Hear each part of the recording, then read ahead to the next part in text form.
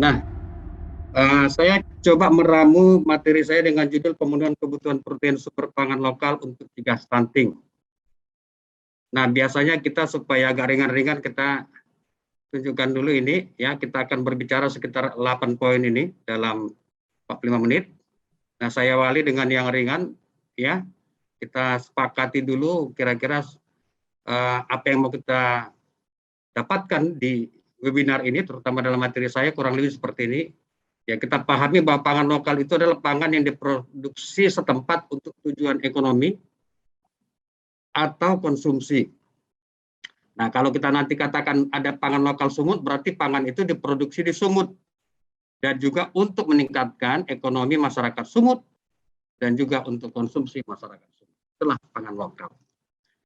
Kebutuhan gizi, jumlah zat gizi minimal yang dibutuhkan oleh setiap individu sesuai faktor usia, jenis kelamin, berat badan, tinggi badan, dan kondisi kesehatan untuk mencapai kesehatan optimal. Nah, yang paling penting kita harus pahami protein adalah kelompok biomolekul yang terbentuk dari salah satu atau lebih rantai panjang asam amino, berfungsi mempercepat reaksi-reaksi metabolisme, replikasi DNA, menanggapi rangsangan, memberi bentuk sel dan tubuh, dan memindahkan molekul dari satu ke lokasi yang lain. Begitu hebatnya ya, protein ini. Kemudian stunting, sudah sering kita dengar, ini saya singkat saja, stunting kondisi tinggi badan anak lebih pendek dibanding tinggi badan anak seusianya akibat kekurangan gizi kronis sejak dalam kandungan.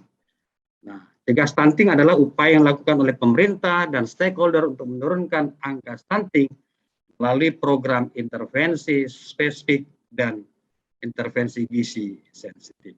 Oke, itu awal kita supaya tidak terlalu berat.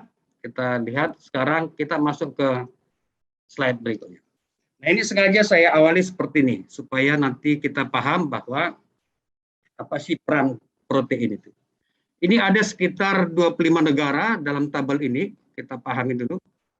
Nah, kalau kita lihat ada di sini tabel dalam bentuk balok, ini adalah urutan meat consumption atau konsumsi daging. Ya, kita lihat ini grafiknya. Lalu yang segi 4 seperti lupis ini adalah prevalensi stunting. Sehingga kita membacanya, kalau mengkonsumsi atau jika mengkonsumsi daging sedikit, nah ini sepertinya ada kaitannya terhadap prevalensi stunting. Jika konsumsi daging ataupun meat consumption-nya tinggi, maka kita lihat prevalensi stuntingnya rendah. Nah, mari kita lihat, ada saya buat garis merah di sini, Indonesia ada di sini, sorry. Nah, posisi kita itu diperkirakan konsumsi daging kita itu sekitar 5 kilo per kapita per tahun, dan prevalensi stunting kita sekitar 36%. Dan kita hampir sama dengan beberapa negara Asia Tenggara lain seperti Pakistan. Ya, Pakistan juga seperti itu, konsumsinya sekitar 5,5 kilo, dan prevalensi stuntingnya bahkan lebih tinggi, 45%. Tapi yang jadi pertanyaan kita sekarang ini ada saya buat tanda panah. Di South Africa dan di Vietnam, ini seperti ya Vietnam, konsumsi daging mereka itu mencapai 22 kilo sampai 24 kilo, tetapi prevalensi stuntingnya juga hampir sama dengan jumlah konsumsi daging. Ya, ini bukan untuk memberikan kita semangat ataupun tenang, tetapi yang mau kita dapatkan dari angka ini adalah secara umum, jika konsumsi daging yang dimana di dalamnya terdapat protein, ya, yang tinggi asam aminonya, maka prevalensi stunting semakin turun.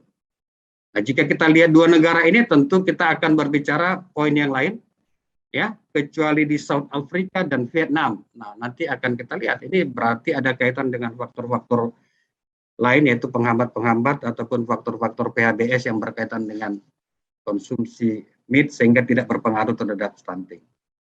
Nah, jika kita lihat apa sih hebatnya meat animal source ini, kenapa seperti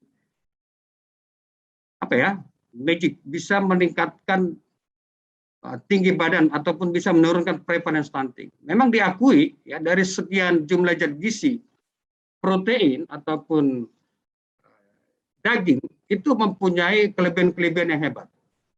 Yang paling diagung-agungkan adalah adanya asam amino esensial yang sampai 20 jenis dan juga memiliki biological value, di mana kalau daging ini hampir 90% ya, kalau telur 100%. Artinya apa? Protein yang ada di dalam daging tersebut hampir keseluruhan bisa digunakan oleh tubuh. Nah, inilah kelebihannya sehingga kaitan terhadap pertumbuhan. Lalu, beberapa artikel juga telah membuktikan bahwa fungsi protein hewani untuk pertumbuhan itu telah terbukti dari berbagai penelitian. Saya ambil beberapa contoh saja, ini sedikit ya.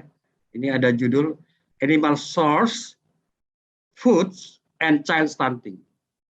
Ini dari 130.000 anak, ada hubungan yang kuat ya antara stunting dan konsumsi makanan, hampir sama dengan slide pertama tadi.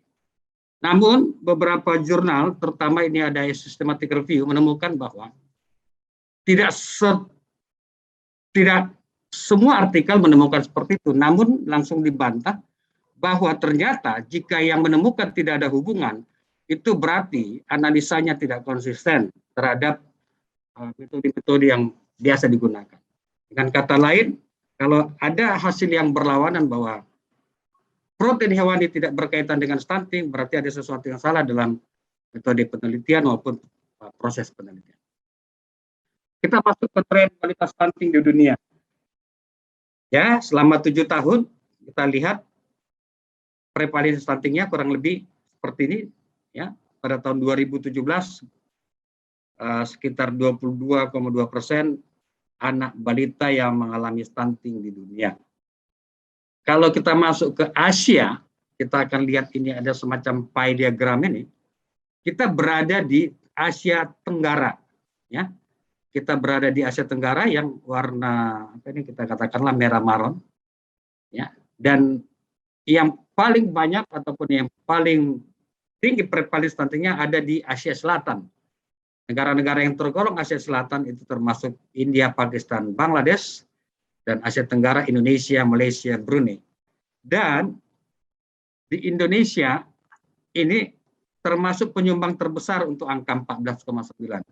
Karena diperkirakan pada tahun 2017 itu di Indonesia itu ada sekitar 32%, sementara Malaysia mungkin hanya sekitar 15%, ya. Sehingga rata-ratanya 14,9. Nah, pada webinar ini kita akan mencoba membandingkan atau belajar dari dua negara, yaitu Peru dan Thailand. Kita akan coba melihat dulu seperti apa tren prevalence stunting di Amerika Selatan, ada beberapa negara, tapi kita fokus pada Peru nanti. Nah, baik, kita lihat bahwa di negara ini dalam kurun waktu 25 tahun, prevalensi stunting turun sekitar 24%. Artinya hanya 1% per tahun. Tetapi pada tahun yang sama di negara kita, mereka sudah mencapai 13,5% ya, di sekitar tahun 2016. Mereka sudah mencapai, sementara Indonesia itu masih bermimpi untuk mendapatkan angka 14% di tahun 2024. Ya, dan ini tantangan besar bagi kita, terutama para tenaga kesehatan, terutama tenaga gizi dan ibu-ibu yang hadir di sini, ibu PKK dan juga tenaga gizi. Ini tantangan besar. Ya, mari kita lihat hanya 1%, 1% satu tahun. Itu logiknya. Mari kita lihat di Thailand, negara tetangga kita. Nah, ini adalah negara daratan. Kalau tadi negara maritim, ya, di pinggir laut. Kita lihat di Malaysia. Di Thailand, ini prevalensinya sudah jauh di bawah Indonesia, sudah 10,5% di tahun 2016. Dan dalam kurun waktu 10 tahun,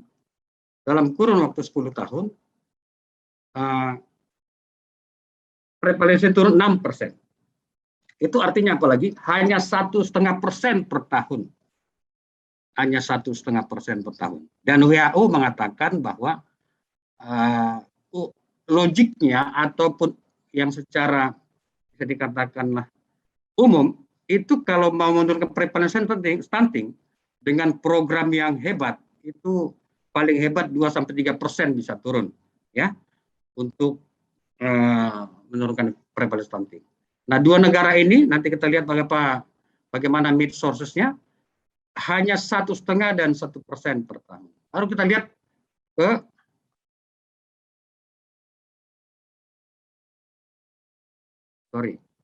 my stop.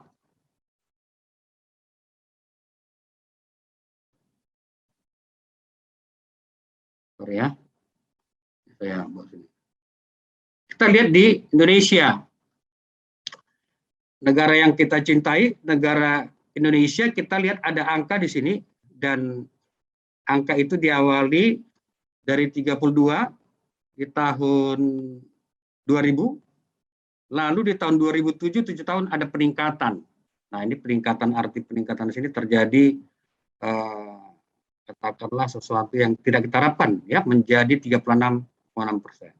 Nah, lalu saya ambil angka dari tahun 2007 ke tahun 2019, itu sekitar 12 tahun prevalensi stunting Indonesia itu turun sekitar 9%. Artinya apa? Ya, kita belum mampu menurunkan 1% per tahun. Sementara dua negara tadi itu 1,5 sampai 1. Dan kita mengharapkan di tahun yang akan datang, kita ini sedang berjuang untuk menurunkan prevalensi stunting setidak-tidaknya 3-4% per tahun. Nah, ini situasi yang kita hadapi sekarang ini.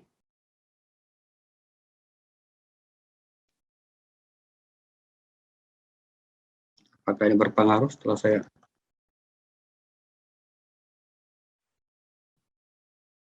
Oke, kita masuk ke bagian ini dulu, supaya ibu-ibu yang hadir di Zoom ini sedikit terpapar dengan kenapa terjadi stunting.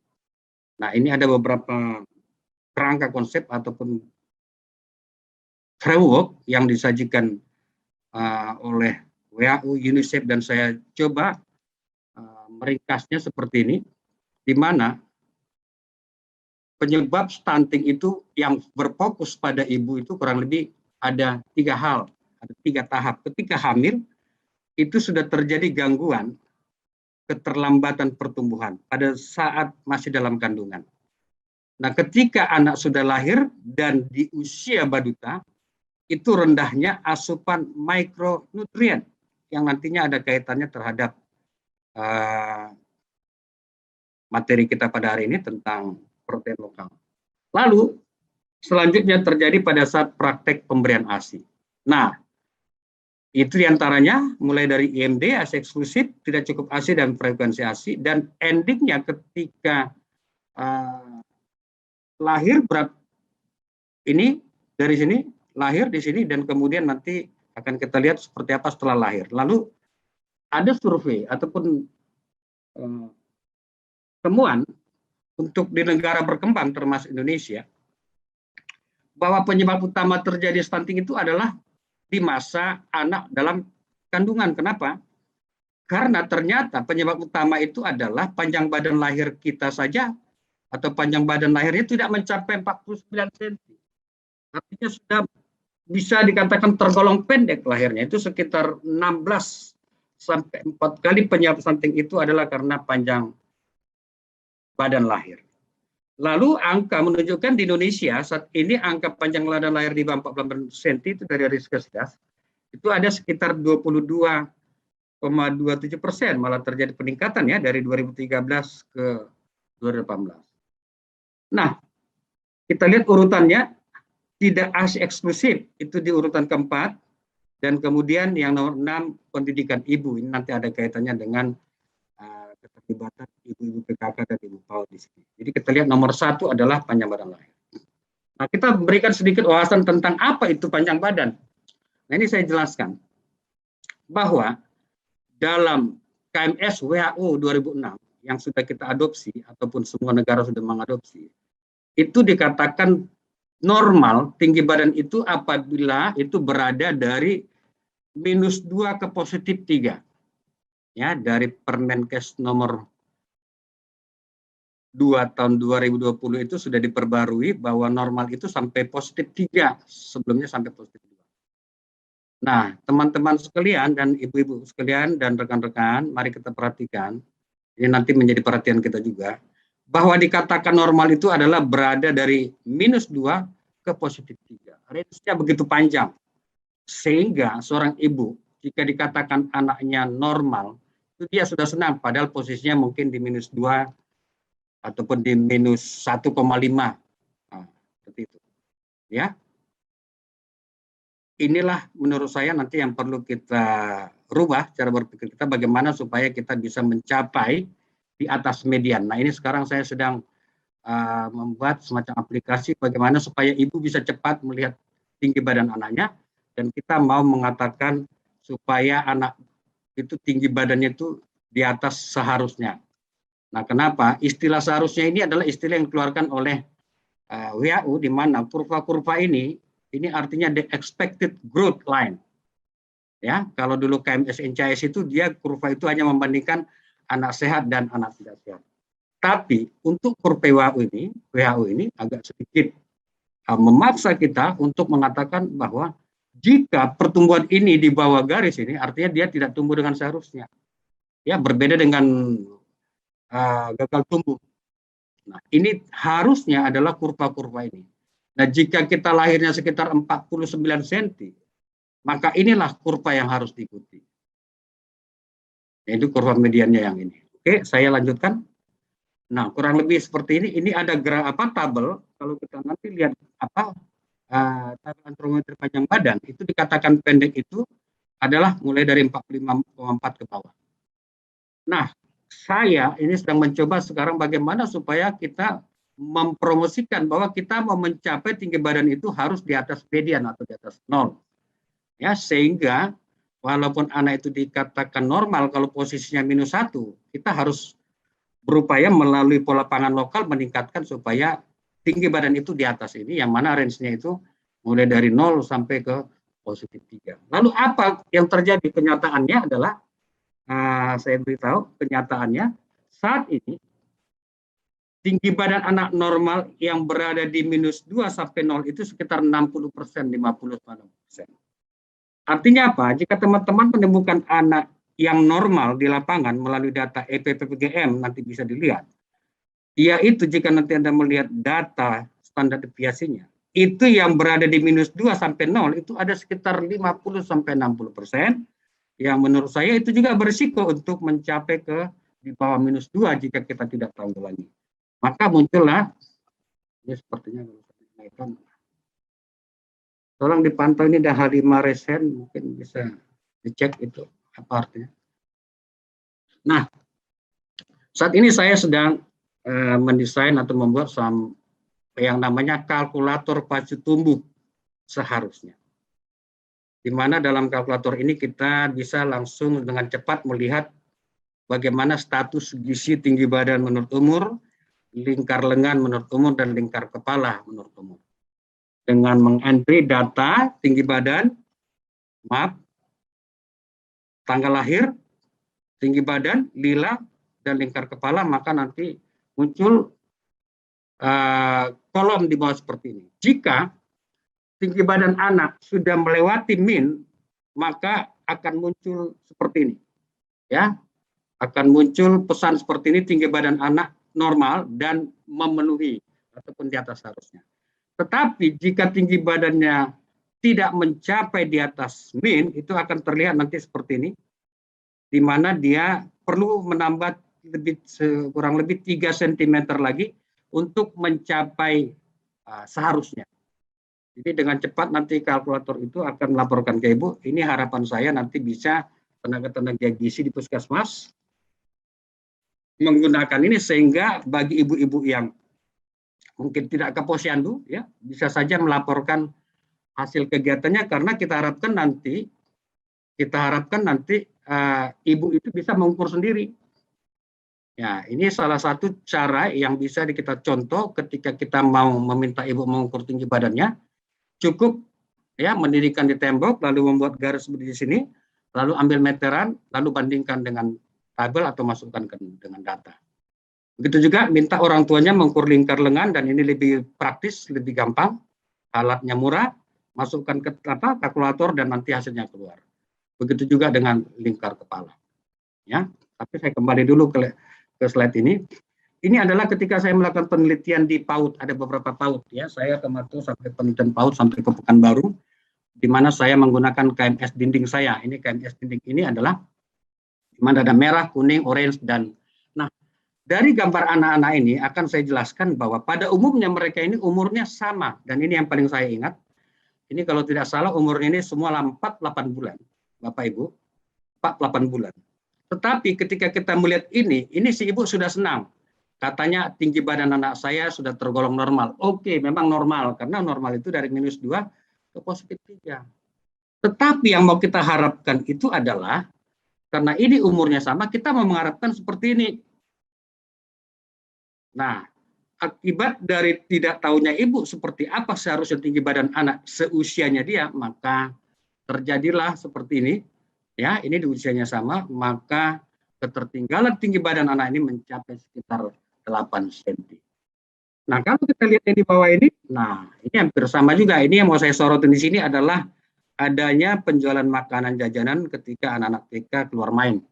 Padahal dia bak bontot. Artinya apa? Nah, ini yang harus kita sadari dulu kenapa terjadi hal-hal seperti ini, bahwa memang di beberapa sekolah PAUD itu kita harus bisa memberikan pendidikan gizi, apa sih makanan yang baik untuk dikonsumsi ketika mereka sedang break ya. Nah, ini yang saya temukan, dan kurang lebih seperti ini juga usianya sama, tetapi tinggi badan anak ini lebih tinggi ya. Itu artinya yang mau kita harapkan, kalau bisa jangan senang dengan hanya normal, tapi kita mau di atas ini. Oke, ini tadi mengenai kalkulator dengan masukkan tanggal lahir, kemudian akan muncul nanti pesan seperti ini. Ya, kita harapkan nanti data ini bisa dikirim ke bidan atau kades atau PKK sehingga bisa dilakukan intervensi. Nanti alat ini bisa diinstal melalui Play Store. Nah, saya kembali ke sini. Nah, kita lihat ya. Ini negara daratan, ini negara, artinya kalau kita lihat kita juga berada seperti ini ya, ikan kita banyak. Nah, lalu mereka yang di darat saja bisa lebih hebat atau lebih rendah prevalensi. Ada apa? Kita coba lihat. Ini saya lewatkan saja. Oke, ini saya coba jelaskan. Ini adalah perbandingan indeks perkembangan anak. Nah, ternyata kita dengan Thailand ini jauh tertinggal. Ini di 2015 saja sudah mencapai 91% indeks perkembangannya. Sementara kita di tahun 2018 88,3. Saya ingat tadi Pak Dadi bilang Thailand mengimpor tempe lebih besar dari kita. Nanti kita lihat. Coba. Nah, ini kita lihat Thailand ya. Thailand padahal IMD dan ASI eksklusifnya angkanya ini hampir mirip dengan Indonesia. Nah, IMD kita juga kurang lebih seperti ini, kalau realnya dan ASI eksklusif juga kurang seperti ini. Tapi kenapa panjang badannya? Artinya apa? Setelah lahir itu ada perilaku pola makan yang baik yang diperkenalkan kepada ibu dan juga pada anak. Ya, jika kita bandingkan dengan startnya kita bersama dari ASI eksklusif. Kita masuk ke Peru. Nah, Peru ada penelitian. Dia coba menguraikan faktor-faktor ya, determinan kenapa terjadi stunting. Nah, menariknya ini dia menurut kelompok umur ya, ada mulai dari 6-23, 24 sampai 59 dan di atas 5 tahun. Nah, ini adalah ada beberapa item 1 2 3 4 5 6 7 8 ya, sekitar 9 faktor yang dilihat. Namun yang sangat menarik yang perlu saya sampaikan dalam pertemuan ini terutama kepada kita, terutama dari ibu-ibu PKK, bahwa parental education itu sangat berpengaruh terhadap pertumbuhan anak. Kalau kita lihat di umur yang lebih muda dari 6 sampai 3 bulan ya, dari sekian faktor ini parental education itu menempati angka 24,4%. Ya. 24,4%, dan kemudian maternal and newborn healthcare ya, perawatan kesehatan ibu pada saat setelah melahirkan itu 23%. Artinya Dua ini perlu menjadi perhatian kita untuk mencegah terjadinya stunting. Dan di tiga kelompok ini, ya, parental education menempati angka yang besar dan juga maternal and newborn healthcare. Jadi ada kaitannya terhadap bagaimana nanti PKK dan ibu PAUD ambil peran dalam rangka pendidikan orang tua ya berkenan dengan makan.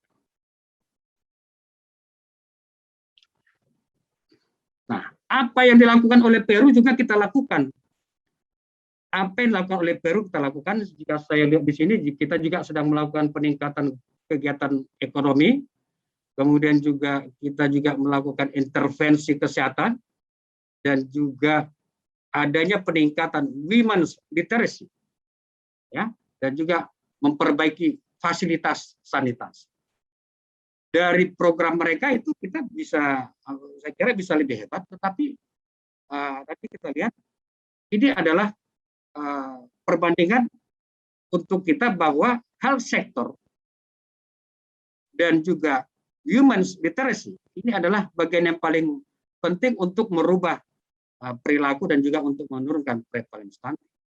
Nah, kalau di Thailand yang unik itu adalah adanya sumber protein yang mungkin kita tidak lakukan, di mana ada sekitar berapa jenis, masalah ada sekitar 20 sampai 30 macam insek ya yang menyumbang sumber protein di negara ini, dan itu menjadi sesuatu makanan lokal untuk negara itu. Dan kalau kita lihat juga ini kandungan proteinnya itu sekitar 7 sampai 21 gram, di mana telur juga sekitar 6, ya sekitar 12, sebenarnya 1,6.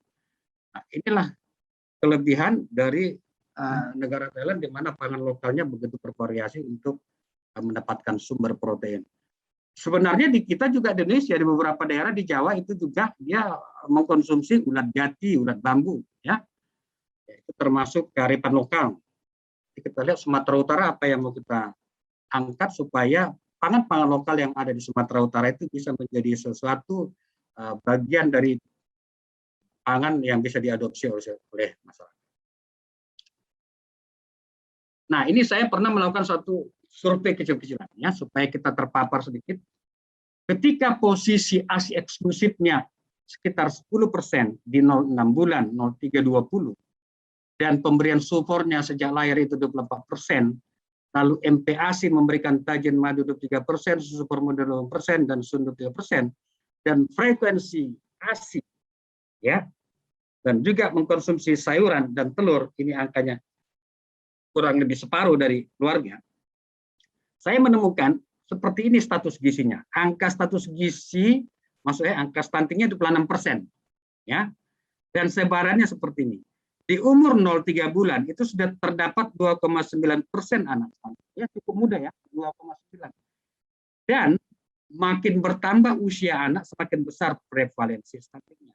Dan mari kita lihat di umur di atas 24 bulan itu hampir lebih daripada separuh stunting itu terjadi ketika di atas 24, tetapi itu urutan ceritanya kejadiannya itu pada saat si anak mulai dari umur di bawah 24 bulan, maka terjadilah angka yang besar. Nah, itulah menambahkan bahwa memang begitu pentingnya memperhatikan pola makan itu sejak di awal. Jika ini tidak diperhatikan, maka nanti kurang lebih seperti ini urutannya. Ya. Nah, lalu kita lihat seperti apa situasi di Indonesia. Nah, kita harus berjuang ini karena apa? Angka kek gumil 24,3%, kemudian anemia 37,1% gumil, dan 11,1 melahirkan BBLR. Kalau kita lihat tadi panjang badan sekitar 22%, ini berat badan. Ya. Nah, dari survei rakyat total 2014, ternyata 50% ibu hamil kurang asupan energi dan 50-50% ibu kurang konsumsi protein. Nah, coba kita lihat ini angka separuh dari ibu atau sekitar ya itu kurang konsumsi, kurang dari AKG yang diharapkan.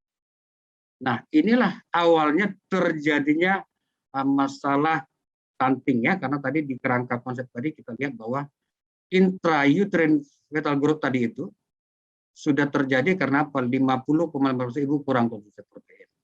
Nah, dari survei konsumsi masyarakat Indonesia, sayuran kita itu hanya sekitar 70 gram per hari.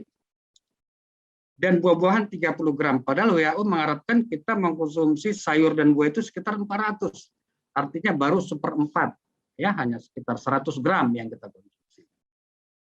Dan Riskesdas melaporkan 2018 itu aset eksklusif kita 37% dan IMD kita 58,2%, dan konsumsi ikan per kapita kita ada sekitar 50 gram per tahun, 50 gram per kapita per tahun, targetnya 62. Nah, nanti ini Ibu narasumber kedua akan bicara tentang ini, tapi akan saya sampaikan sedikit. Kalau ini betul ya, nanti mungkin bisa dikonfirmasi. Ternyata tahu tempe kita itu hanya sekitar 300 gram per kapita per tahun. Ini tantangan buat Forum Tempe Sumatera Utara bagaimana supaya nanti bisa lebih tinggi lagi. Kemudian saya terganggu nanti.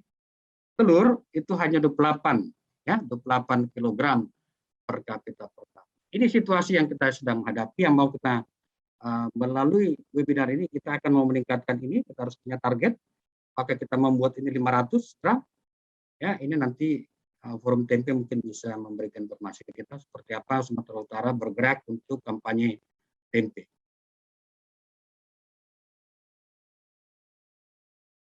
Ya, pantauan kita lumayan banyak ya sebenarnya ya di Sumatera Utara. Nah, ada mujair, ada ihan batak, pora-pora, dan ada lagi yang lain yang menurut saya mungkin belum terbuat di sini. Nah, ini yang perlu kita masyarakatkan untuk Sumatera Utara. Kalau patin lele ini secara umum di mana-mana ada, dan kita punya ciri khas yang di atas tadi, ada juga ikan mas, ya. Ikan mas juga ada di tempat lain. Nah, ini adalah sidat, ya, sidat sejenis belut. Ini juga termasuk pangan lokal di daerah Jawa, mungkin juga di Sumatera Utara ada. Dan kita punya juga ya unggas. Kita punya unggas, dan ini adalah masalah ini ihan, ini foto ihan, ini pora-pora. Nah, kabarnya pora-pora ini sudah lenyap dari Danau Toba. Yang perlu kita masyarakatkan harusnya. Lalu, nah kita juga punya budidaya untuk memelihara serangga yang bisa dikonsumsi. Belalang Jawa, ulat sutra, dan ulat jati. Indonesia punya 36 jenis kacang-kacangan yang harus kita juga promosikan. Jangan hanya kacang hijau saja. Sekali-sekali di posyandu itu coba ya kacang merah, ya begitu banyaknya jenis, tapi kalau kita datang ke posyandu itu yang ada hanya kacang hijau. Padahal kita punya ada merah, ada orange, ya ada marun, dan proteinnya tidak kalah penting. Dia mengandung sekitar 10-20 gram dan dia punya serat. Ya banyak lagi khasiat dari kacang-kacangan. Nah, kita punya kedelai. Nah tadi walaupun dikatakan impor kedelai itu dari Amerika, tapi juga beberapa saya lihat kadang ada yang menjual kacang kedelai rebus untuk bahan lokal, untuk bahan pembuatan tahu tempe. Nah sedikit ada ini nanti akan lebih jelas. Ini hanya saya mengingatkan kita bahwa di abad 18 tempe ini sebenarnya sudah ditemukan oleh Sultan Ternate. Ya, sekarang kita sudah hidup di abad ke-21.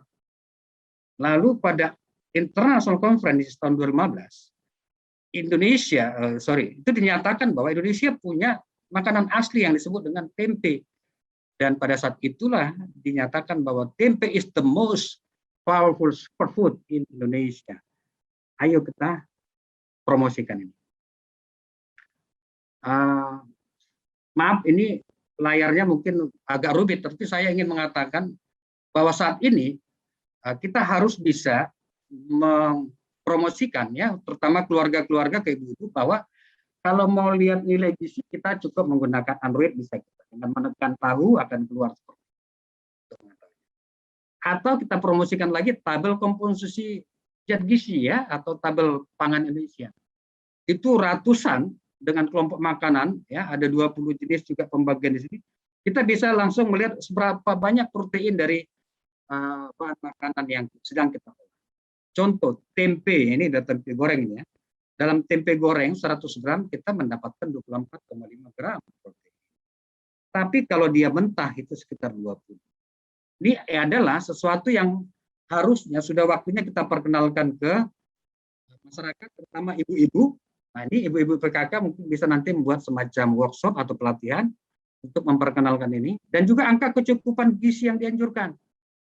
Mari kita lihat ini untuk bayi 0,5 bulan itu hanya 9 gram protein. Pertanyaannya dari mana ini? Dari ASI. Terpenuhi kah? Terpenuhi. Kenapa? Karena dalam 100 ml ASI itu berkisar 1, sekian ya, protein yang itu bioavailability tinggi. Dengan demikian diperlukan 900 mili ASI di umur ini.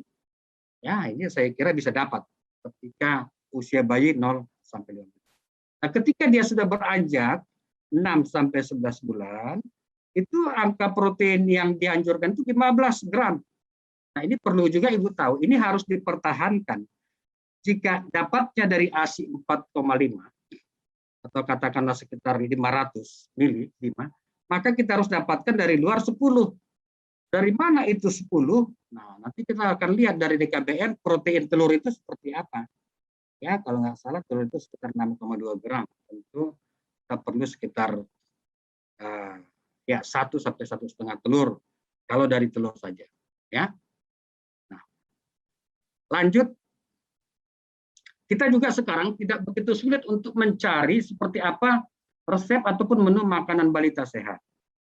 Nah, ini saya coba memperkenalkan yang saya dapatkan ada resep menu makanan balita, di mana jika kita ingin mencari sumbernya dari pangan lokal kedelai, itu bisa kita lihat nanti dari sini, ya, lalu kita klik maka keluar ini.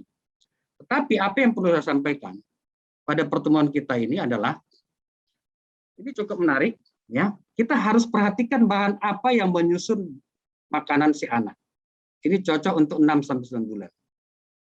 Itu ada 2 buah tahu, ada 50 gram kacang merah, ada 300 ml susu kedelai.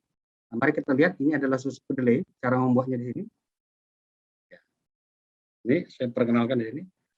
Nah, untuk tahu susu kedelai, bahannya ini ada tahu. Lalu kita akan lihat 6 sampai 9 bulan itu perlu berapa protein, perlu berapa kalori, apakah ini cukup? Nah, perhatikan, tentu ini adalah untuk membuat satu resep ya. Kalau kita lihat ini 300 ml susu kedelai ini adalah satu resep. Nah, kita mau tahu bahwa apakah ketika dianjurkan untuk 6 sampai 9 bulan itu dibutuhkan makanan itu sekali beri itu sekitar 100 sampai 125 gram atau 100 sampai 200 ml. Ini saya mencoba untuk menambahkan ini atau menjumlah bahan yang digunakan yaitu 375 gram atau sama dengan 775 ml. Nah, kalau kita lihat nanti di buku PMBA 6 sampai 9 bulan itu dianjurkan konsumsi sekali makan itu 125 ml sekali makan. Maka jika kita menggunakan ini, maka ini kita bagi 3 misalnya. Ya, karena jumlahnya tadi 375. Maka satu porsi sekali makan dari tahu susu kedelai ini hanya mengandung 76 kalori, sekitar 5 gram protein, dan 2,3 gram lemak, dan karbohidrat 8,7. Dan kalau ini mau diberikan selama 1 hari, ini 2 sampai 3 kali. Nah, lalu kita lihat tadi 11 gram protein yang dibutuhkan untuk anak di atas 6 sampai 11 bulan. Maka jika kita berikan ini dan ditambah ASI yang diteruskan, dan ini sudah 2 kali, sudah melebihi daripada cukup. Artinya si ibu tidak perlu khawatir dengan kekurangan protein dan kekurangan zat gizi yang lain itu akan mengikuti. Nah, ini contoh untuk tahu dari susu kedelai. Nah, saya juga mencari dari bahan makanannya dari ini bubur kacang merah. Ya, kacang merah juga termasuk bahan makanan ya dari kacang. Kita perhatikan ini untuk 6 sampai 12 bulan. Kita tetap membutuhkan sekitar 11 gram protein. Sekali lagi saya jumlahkan, ini jumlahnya sekitar 410 dan dibutuhkan 125, maka kita bagi sekitar 3,3, ya, maka energinya 41,1, proteinnya 2,5. Jika dibandingkan dengan ini yang dibalik tadi, ini proteinnya lebih rendah. Karena komposisinya tadi di sini. Ya, komposisi. Nah, lalu umur 6 sampai 12 kita anggap ini sudah 12 bulan. Ini tadi kita anggap 6-11. Kenapa? Karena kita tahu bahwa ketika 12 bulan itu dia memerlukan sekitar 200 mili sekali makan. Nah, jika jumlahnya ini tadi totalnya 450, ya, jika kebutuhan untuk 10 sampai 12 bulan 200 ml sekali makan, maka ini kita bagi 2,2, maka energinya itu 35,2 dan proteinnya 1,7. Jika kita mau memilih supaya proteinnya terpenuhi, yang pertama tadi, tapi karena kita perlu variasi, maka ketiga jenis ini perlu diperkenalkan secara bergantian. Nah, kalau kita perhatikan lagi bahwa lemak di sini juga lebih rendah, maka perlu kombinasi dengan bahan makanan lain, karena memang di umur 10 sampai 12 kita sudah bisa memperkenalkan bahan-bahan sumber-sumber nabati lain, ya, seperti dari sayuran yang mengandung tinggi protein bisa dicampur, ya, untuk memenuhi kebutuhan protein syara. Nah, ini sepertinya slide saya yang terakhir, tapi kita mau bercerita juga karena mungkin waktunya mungkin sudah mendekati. Moderator, ada berapa menit lagi? Saya 5 menit lagi, Pak. Oh, pas sekali berarti ya. Ya. Berarti tidak bisa saya.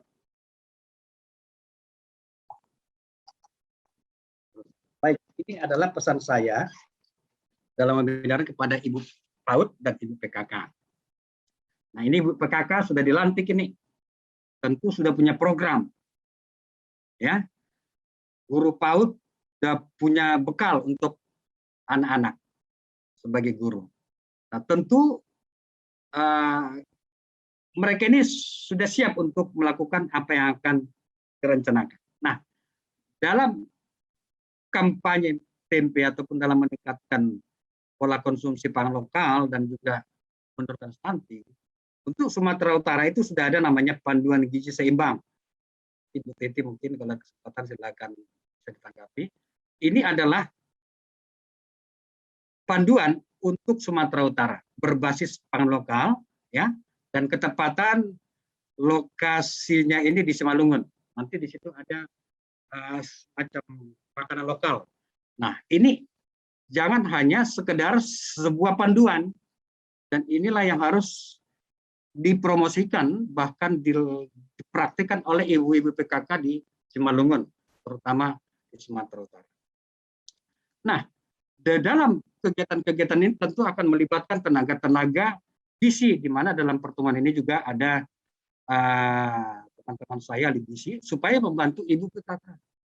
Ya, bagaimana cara menyusun makanan berbasis pangan lokal. Dan usahakanlah ketika memberi makan anak itu, jangan seperti memberikan makanan orang dewasa. Harus ada yang namanya keunikan, harus ada namanya ketertarikan. Maka setiap bahan makan itu bisa dibentuk sehingga anak-anak pun tertarik. Untuk anak-anak yang malas makan, saya yakin dengan adanya bentuk-bentuk makan yang unik dia akan lebih semangat. Nah, ini ada kaitannya dengan, oh ya, saya juga bercerita, saya juga kemarin ada penelitiannya buku rapor makanan. Di dalam buku rapor itu saya membuat bahwa jika 3 jenis ke atas proteinnya nilainya langsung 10. Kalau 3 ke bawah nilainya 6. Nah, jadi saya mencoba membuat rapor makanan itu untuk memotivasi ibu berlomba mencari nilai 10. Dan hasilnya sangat memuaskan, di mana pada setiap hari Jumat ada sekolah PAUD itu membuat makanan yang berbeda dibanding dengan hari-hari lain. Karena nggak mau dia nilainya rendah.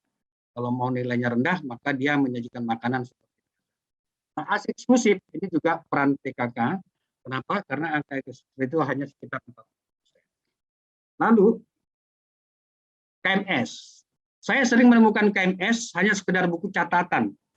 Tidak tahu maknanya. Kami mohon Ibu PKK dan Ibu PAUD bisa membantu tenaga-tenaga kader di posyandu.